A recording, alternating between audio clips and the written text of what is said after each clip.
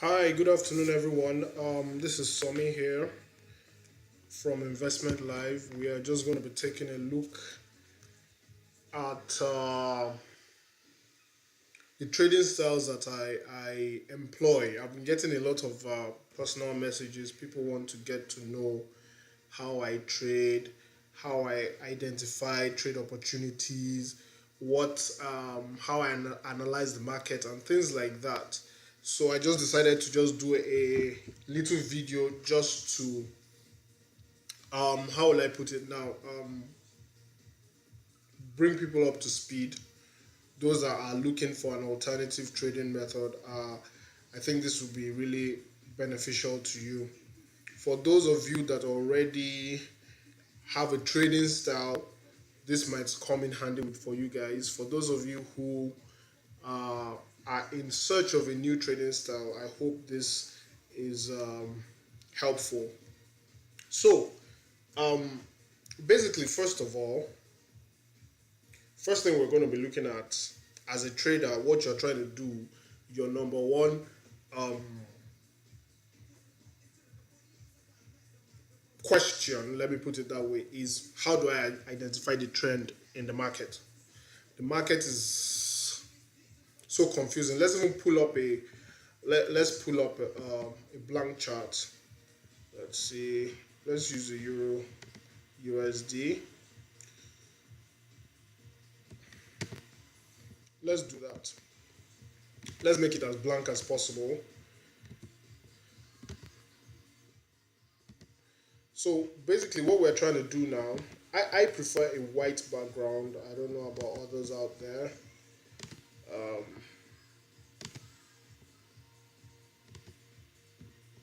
Let's remove the grid lines as well. Grid lines, none. Okay, so we have this chart now. Let's zoom in a little bit. Yeah.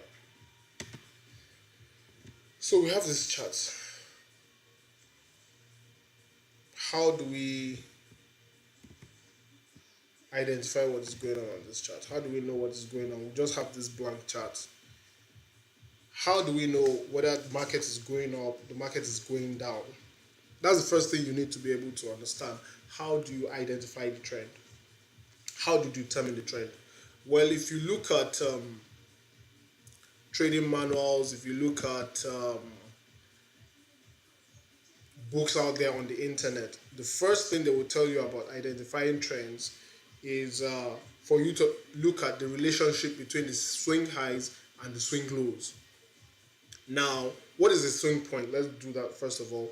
A swing point is a point in the market where, let me use this as an example. You can see there's this strong downtrend here, and you can see at this point the market turned and started going back up.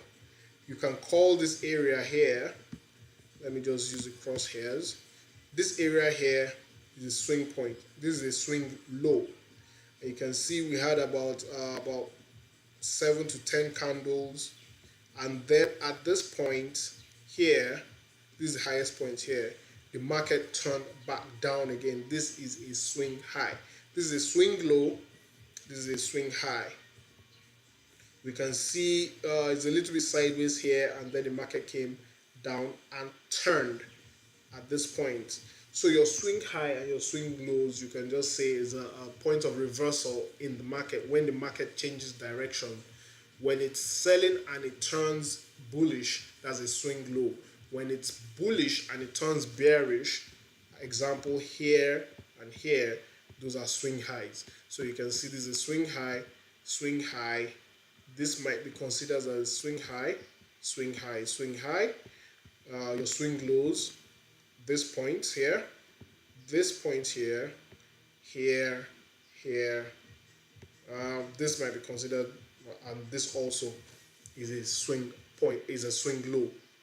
So with this, I'm sure you can identify swing highs and swing lows with that. That is when the market turns. If you go to 4 hours, we might see better examples. I'm using the Euro USD because this is the most commonly traded pair. Anyone new to forex would most likely first of all trade the euro USD. So it's important you know how to identify your swing highs and your swing lows using the euro USD. Now we're on the 4 hours. You can see a swing high here, swing low, swing high. I won't I'll leave this alone for now. This is a swing low, swing low, swing low, swing high, swing high, swing low, swing high, swing low.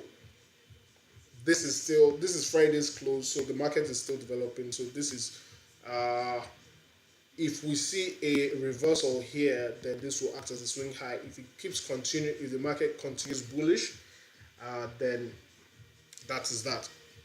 So now you know your swing highs and you know your swing lows. So how do you use your swing high and your swing lows to determine the trend? Well, first of all, by just using your eyes alone, you could determine the trend. You can see here that there was a strong bearish trend here, bullish, bearish, bullish. Without being told, one can easily identify that. But for some others, it might not be that straightforward. So that's where we come back to our swing highs and our swing lows. Now, like I said, in any trading journal or any book about trading, where they're teaching you how to trade, first thing they will tell you is that in a bullish trend, you are looking for higher swing highs. Each consecutive swing high will be higher than the previous swing high, and each swing low will be higher than the last swing low. So let's look at this chart here, Euro USD on 4 hours, and we can see that this is a swing. Okay, let's look at bullish for now. This part of the chart which is bullish, you can see you have a swing low here. You can see you have another swing low here, another swing low here, and you can see that consecutively you had 3 consecutive swing highs. I mean swing lows, sorry. Swing low here, a higher swing low here, and another higher swing low here, meaning that your swing lows are getting consecutively higher. You can also see here you have a swing high here, you have another swing high here. We don't have another swing high yet, but you can see that your swing highs are consecutively higher.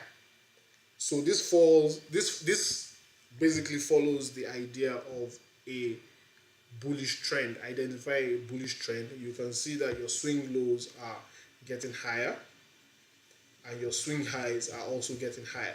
Now let's look at the flip case. In the case of a bearish trend, in a bearish trend you will expect your swing highs to be getting lower and your swing lows also to be getting lower. So you can see a swing high here. The next considerable swing high is here, which is lower. You can see here is lower than here. You can consider this a swing high, you can consider also this a swing high, but you can see consecutive swing highs were much lower. Each swing high was lower than the previous swing high. And you can look at your swing lows as well. Swing low here, swing low here, swing low, swing low. Each swing low was consecutively lower than the previous swing high. So basically, with that simple explanation, I think that should be straightforward for anyone out there who is looking for how to identify the trend. You can use your swing highs and your swing lows to identify the trend. Now, now I've seen my swing highs, I've seen my swing lows, I've seen how swing highs and swing lows play out in a bullish and in a bearish trend. But can I still do more with this swing highs and swing lows? Of course you can.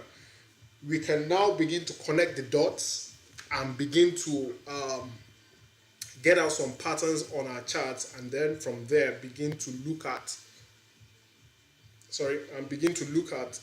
how we can manipulate this in our favor. But before I go a little before I go further on that, I would just like to touch on briefly moving averages. We will use moving averages a lot more during the course of this training, but my favorite moving average is the 10 simple moving average. This is it. The period is 10. The method is simple. Apply to close. Always apply your moving averages to the close. You can use whatever color that you want. Let me just add this to there so that the color is striking. So if there's a contrast between what you can see on the chart and your moving average. So moving averages, basically the way it works is it calculates, this is a 10 simple moving average applied to the close. So it calculates, this is the last candle, calculates the last 10 candles, the close of the last 10 candles, and it gives the average, the price value of the last 10 candles at their close. It calculates that and gives you the average. That is what it gets for this line, and that's how it draws this line. Now, using moving averages, just a simple thing about moving averages. Some trade on this, just this alone, and they make a killing out of it.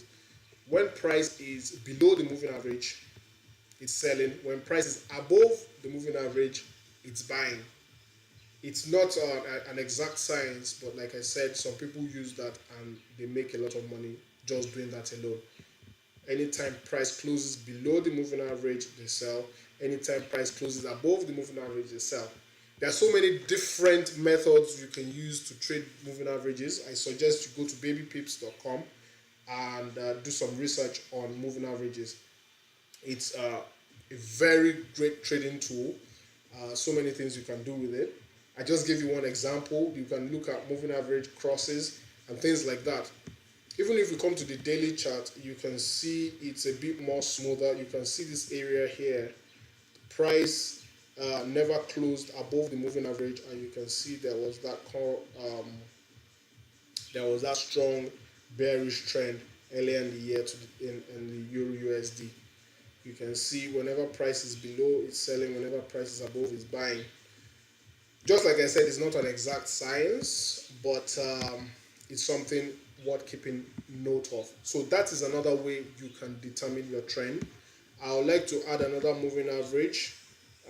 This is something a lot of traders also use, is the 50. Some use simple, some use exponential. Let's just use exponential. Let's change the color so that it will be obvious. Now we have the 50.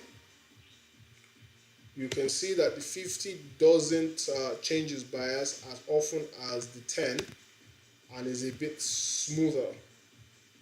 You can see here on the 10, you can see price closed above and below so many times, but was always below the 50.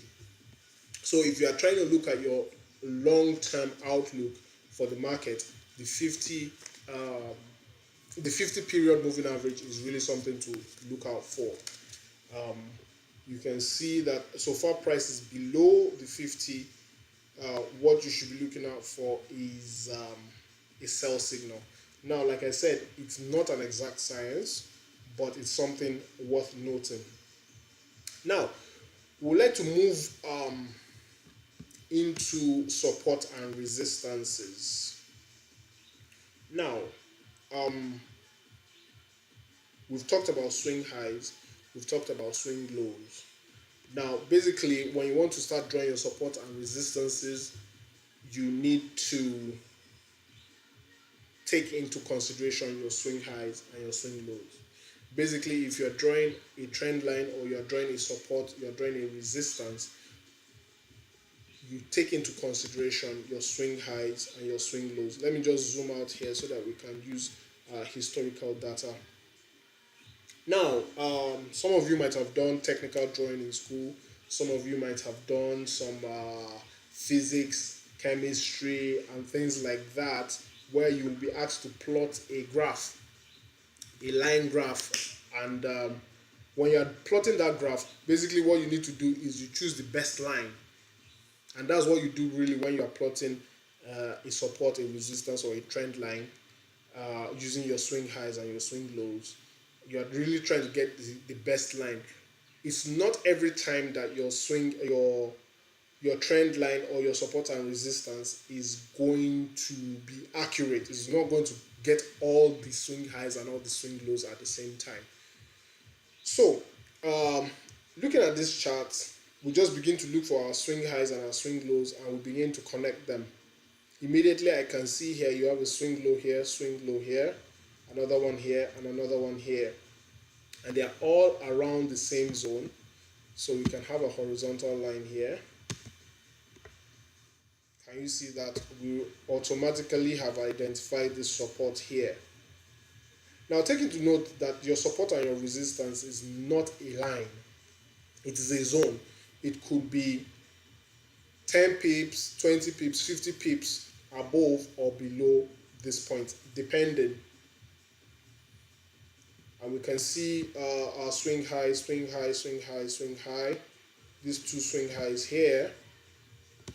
We actually have one resistance here, have another one somewhere around here. This swing high, and almost at this swing high. Like I said, it's not a point, it's not a price point, but more of a zone. Connecting swing highs and swing lows, again, you can see another one here. For this area, this doesn't really get there, and this one touches it just briefly.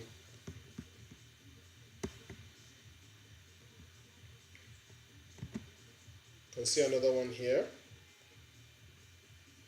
Swing low, swing low, swing low, swing low. This doesn't quite touch it. Another swing low here, swing low. So something to take note of is that when a support is breached, it becomes a resistance. When a resistance is breached, it becomes a support. So when connecting your swing highs and your swing lows, you don't, when connecting your dots, you don't just connect swing high with swing highs. Sometimes you can connect swing highs with swing lows. Because when like I said, a support becomes a resistance once it's been breached, and a resistance becomes a support once it has been breached. Looking at this chart, we still have another area where you can see this swing low corresponds with this swing low. So that is it. You can see now that our chart is beginning to take shape. We are beginning to see our support, we are beginning to see our resistance, we are beginning to have price points on the chart where we are expecting activity, let me put it that way. So when you have some activity on the chart, then when you have your zones or your price points that you are taking recognition of, you now begin to watch out for what happens at that point when price gets to that point, which now brings us into the trading strategies that I use. Basically, my trading method or my trading style is I look for breakouts. I look for breakouts of trend lines. I look for breakouts of resistances.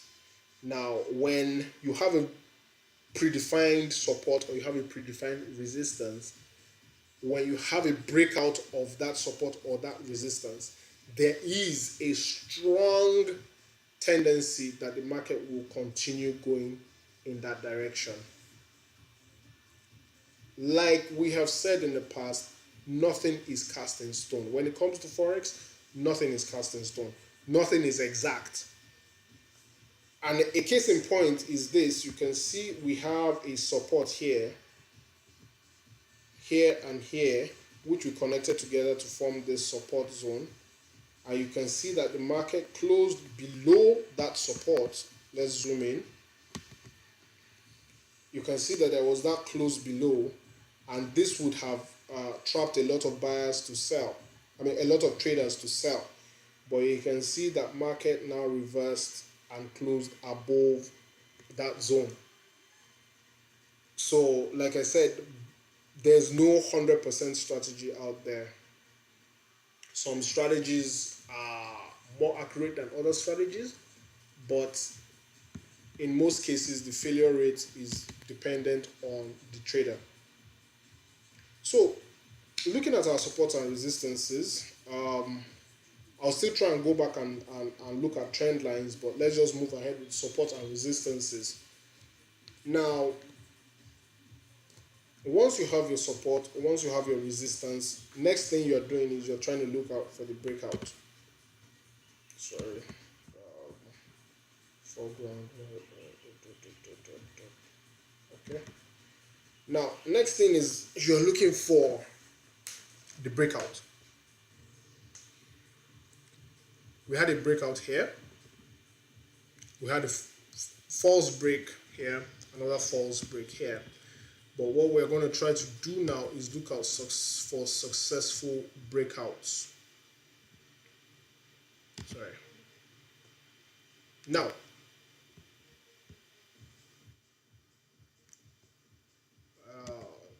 just a second. I'm trying to look at what I can use to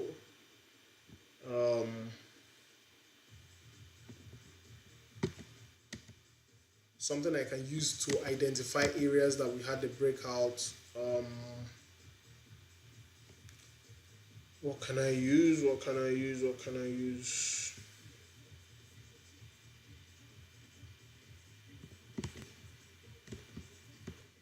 I've gotten used to trading on my phone, so some of this I'm trying to put in a shape, but I can't see it here. Where is it? Where is it? Okay, I will just go ahead with that. If I remember where it is, then I'll put it in. Okay, insert. Yeah, there it is. Okay, I've seen it. Yeah. Shapes. Let's just use a rectangle shape.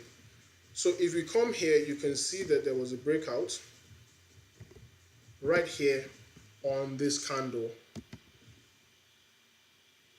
Whenever we're talking about breakout is when you have a close. If you're looking at it on a daily, you're looking at it on a weekly, you're looking at it on the 4 hours. Those are the three major time frames I like to use. It's when you have a close below or above, below a support or above a resistance. That is when you can now say that yes, there has been a breakout. Another thing to consider when you're having your break, when you're considering breakout, is the momentum of the breakout. Now, the candle pushing through that support and resistance is very important. If it's very weak, there's every tendency that the market will not follow through. If it's very strong, then there's every tendency that the market will continue in that direction. So we have a breakout here, and we can see that market accelerated all the way down to the next support. We can see that there was another breakout here. There's the shapes again, rectangle, or do I use a triangle instead? You can see that there was another breakout here. Okay, sorry. Let me delete that. Let me use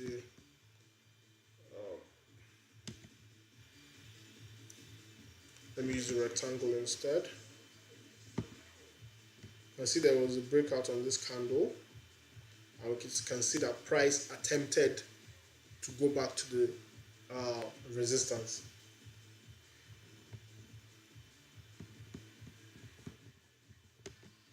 You can see there was an attempt here, although it wasn't sustained.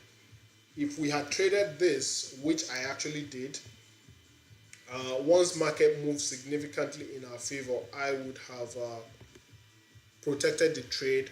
Hence, although the market did not get to where we wanted it to, we wouldn't have been hurt in that trade. You can see there was a false break here, and another successful break on the downside in this direction. Now, another thing that we would like to consider going into using the moving averages, which I have already spoken about earlier, you can see that, as I said, when the market is below the moving average, your focus should be more on sell trades rather than buy trades. And you can see that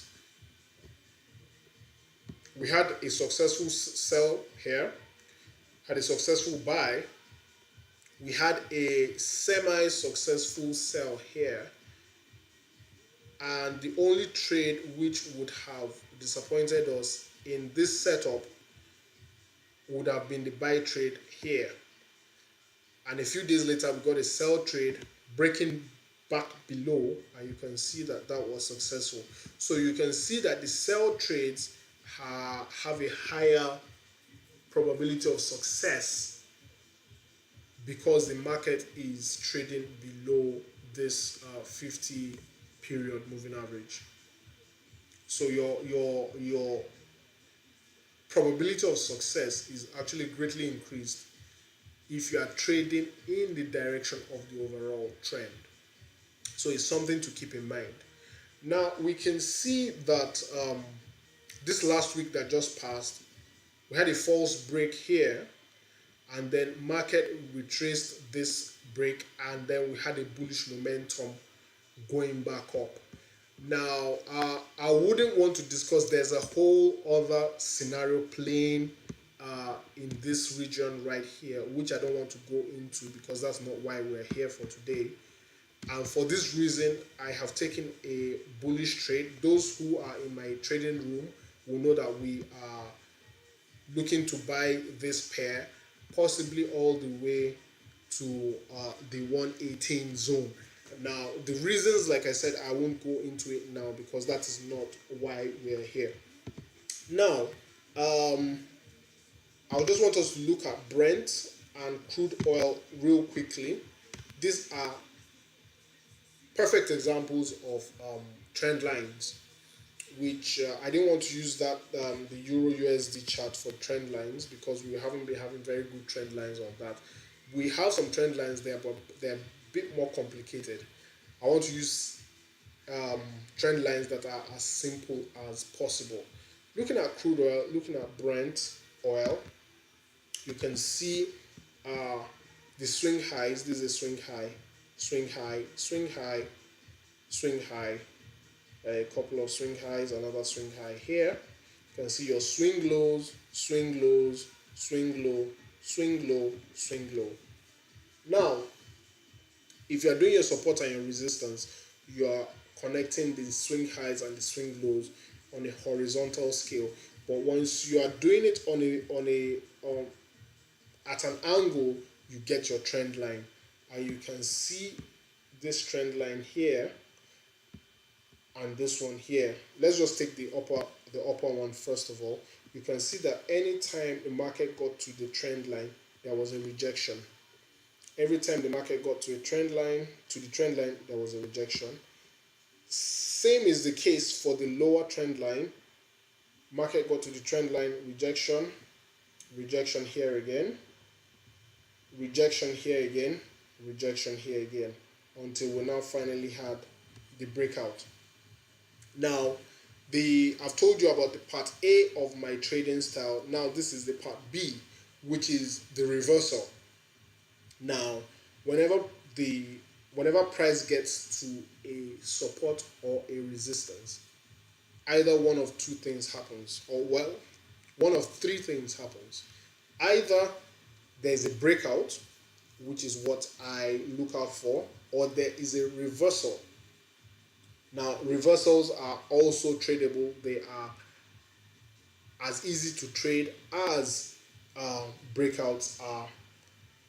So when you get to the support, you look for a breakout. If you don't get a breakout, you are most likely going to get a reversal. In fact, you are most likely going to get a reversal than you are going to get a breakout. So if you don't get your breakout, you look out for the reversal.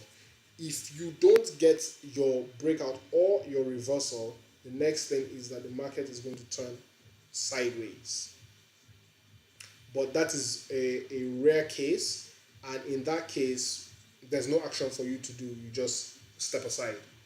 But first thing is, when the market gets to a resistance or a support, whether it be horizontal or angular, you look out for the um, support. You look out for the reversal. If there's no reversal, then there will be a breakout. If there's a breakout, you follow in the direction of the breakout. If there's a reversal, depending on the circumstance, you might wish to now trade that reversal. So those are the two trading styles I do. Basically, plot your support, plot your reversal, wait for price to get to the support or the reversal, and then you wait for a breakout or a reversal. Now for breakouts and reversals, they have their own let me say little quirks. There are things you need to know about each style and each method before going further into that. Now, when you are looking at breakouts, like I said, breakouts are my favorite. When you're looking for breakouts, there's something to always take note of, and that is that when there's a breakout, you always have a reversal. Whenever the market breaks out, it breaks out of a support or it breaks out of a resistance. It always attempts to retest that support or resistance that has just been broken. It is rare, but it does happen that the support is broken or the resistance is broken and market just continues in that direction. There is always, almost always, a retest of that support or of that resistance. Let me see if I can get an example. Oh, beautiful. Here we have the Australian dollar against the United States dollar. You can see we have a similar trend line like what we had in crude and Brent. This is actually a channel when price is trading between two supports and two resistance. The channel can be sideways, it can be at an angle. And here you have your swing highs, successively low swing highs, successively low swing lows, meaning that we're in a downtrend. And you can see that there's a strong momentum breakout of this channel here. But after that breakout, you can see that price retested this trend line again before finally going up. And for this reason, like I said, those of you that are in my trading room, we are actually going long on this pair. And we expect that the pair should get to around the 74.90s zone before we see maybe a rejection or further bullish action. Because we can see there has been the breakout, there has been the retest, and this is now the continuation. And the continuation should go all the way to the next resistance. Now we could have bought somewhere low here, but that is another point I would like to make, taking us into the next rule of the breakout. Never buy into a resistance. You can see that the market broke out of this channel. This is a month. This channel has been since the beginning of the year. This is almost 8 months old. So whatever is breaking out of this channel is going to result in a very strong move. The longer the channel, or the longer the pennant or the triangle, when you have that breakout, the longer the time it took for the breakout to occur, the stronger the move you're going to have. But you can see that immediately it broke out, the market was held back by this resistance. Buying into this resistance would have made a number of traders lose this amount of pips. Let's just calculate that. That might have been 100 or more. Yeah, you can see that's about 120 pips. Except someone has a stop loss that wide, there's every possibility someone looking at this breakout might have been taken out before getting the final move. Now, even though we had the retest here, and the retest happened as a railway track, this is also a good place to buy, but we can see that we still have this resistance here. It's never a good idea to buy into going into a resistance. It's always good, wait. there's no rush. We always get setups whether we like it or not. So never be in a hurry to rush into a setup. Allow the market to get to your price points before you pull the trigger. We can now see that the market has broken this resistance. This is the final barrier in the market that would have kept this pair from going all the way here. So it has broken that resistance. If you still want to be conservative, you might want to allow it to go up and then still retest this resistance before finally going up. So those are the rules around the breakout strategy. Um, Whenever you have the breakout, it's always a good idea to wait for the retest before finally going with the continuation. And always watch out for support and resistances, especially when it's a breakout of a channel, especially if it's a angular channel. Whenever you have that breakout, there's almost always a horizontal resistance or support that you need to take into consideration. So it's always good for you to get that double breakout before you follow the market. So that's for the breakout. Now for the reversal. Now coming back to the Euro USD, this is my chart that I trade, and I actually posted this signal in my trading room. I saw this reversal here. If we go to the weekly charts, you can see that we had this is a trend line here. Remember earlier in the video I said that the trend line for the Euro USD is a bit complicated, and I don't want to go into that. You can see the trend line coming from all the way here. You can see we had a support around here, forming a confluence of confluence support and somewhat of a double bottom here. Looking at this, we can expect only that the market is going to go up. Now, this is not a breakout, this is a reversal. Now, and I said each strategy to me, now you might be trading it a slightly different way. This is the way I trade it. For every reversal, I like to see the market close above my 10 period simple moving average. That is the confirmation I need whenever I see a reversal, because reversals are a bit more difficult to identify than breakouts. Breakouts, once the market closes above your resistance or below your support, you have a breakout. But for reversals, it's often you see the market will get to a support, it will look as if there is a rejection, and then the next candle will break through the support or break through the reversal. So for me to confirm that yes, the rejection at the support or at the resistance is a reversal, I like to see, for a bullish reversal, I like to see market close above the 10 period simple average. And for a bearish reversal, let's look at this. I like to see market close. If you look at this, this is a bearish reversal. I like to see market close below the 10 period moving average before I decide to follow the market down. I don't know, maybe I should repeat that, maybe people got that, but that's just, I like to have that confirmation before I jump into a reversal trade, because reversals sometimes can be very tricky, like I said.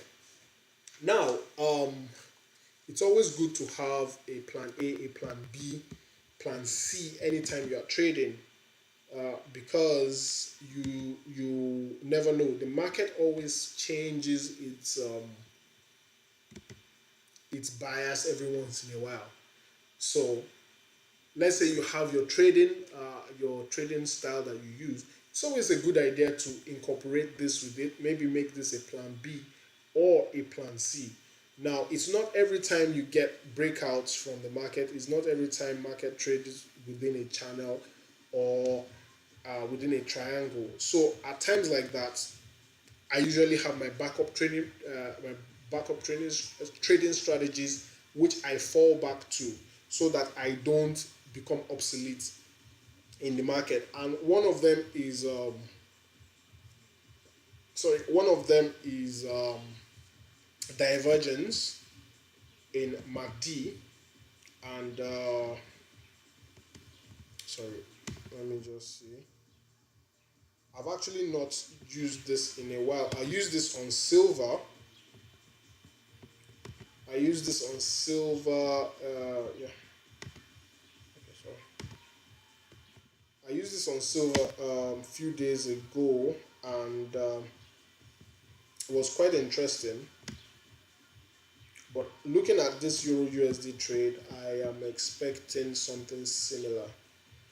Now, my divergence basically the same way. The basic way it works is when you have a lower low on the chart, but you have a lower high on your MACD. There are different ways of trading MACD, but for divergence, this is what it is. You can see here that from this point to this point, market went lower. Market created a lower low. But on MACD, you can see that price created a lower high, meaning that there's that tendency for market to turn up. And you can see that was what happened. Let's go to silver, which I've already drawn. You can see a lower low, but a higher low, and you can see that silver also turned back up. Those of you that are in my trading room are already riding a few pips on this silver trade, I'm sure. So basically that is it. Have your plan B, have your plan C, even if possibly have a plan D. It's never a bad idea to have more than one trading style. And with time, you might even see these trading styles begin to interfuse with one another, and every trading decision you are taking will be basically a combination of all your trading strategies put together. So that is it, guys. I hope I've been able to help someone out there. I'm not the best of educators out there. I just try to make this video for those who have been calling me, sending me messages, and I hope it's beneficial for everyone out there. And if you think it's going to be good for someone, definitely recommend the channel to them. Subscribe, drop your comments. If there are any other videos you would like me to make, yep, you can also drop those in the comments as well. So I wish you guys a wonderful trading week ahead. I'll still be dropping my analysis for the week, so you guys can also benefit from that. So have a lovely day.